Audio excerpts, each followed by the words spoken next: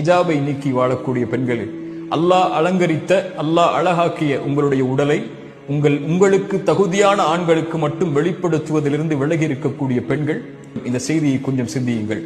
அப்துல்லா இப்னு Abbas ரலியல்லாஹு அன்ஹு அவர்கள் சொன்னார்கள், தன் தோழரை பார்த்து, சொர்க்கத்தின் பெண்ணை உனக்கு அறிவிக்கவா என்று.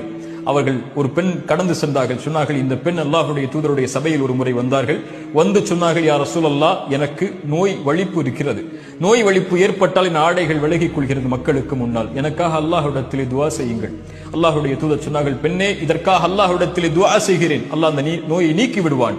ஆனால் பொறுமையை கடைபிடித்தால் அல்லாஹ் உனக்கு சொர்க்கத்தை கொடுப்பான், தேர்ந்தெடு. அந்த பெண் சொன்னார்கள், யா ரசூலுல்லாஹ், நான் பொறுமை காக்கிறேன், சொர்க்கம் எனக்கு கிடைக்கட்டும். ஆனால் அல்லாஹ்வுடைய தூதரே, நான் மக்கள் மத்தியில் இருக்கும்போது வலிப்பு நோய் ஏற்பட்டால் என் ஆடை விலகிக் கொள்கிறது, நான் என்ன செய்வது? அதனால் மக்கள் என்னுடைய அங்கங்களை பார்க்கக்கூடிய சூழல் ஏற்படுகிறது.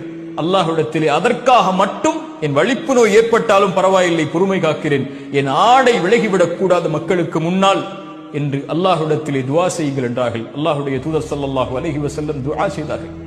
சுப்ஹானல்லாஹ், அல்லாஹ்வுடைய தூதர் அந்த பெண்ணை சொர்க்கத்தின் பெண் என்று நபித்தோழர்களுக்கு அறிமுகப்படுத்தினார்கள். அல்லாஹு அக்பர்.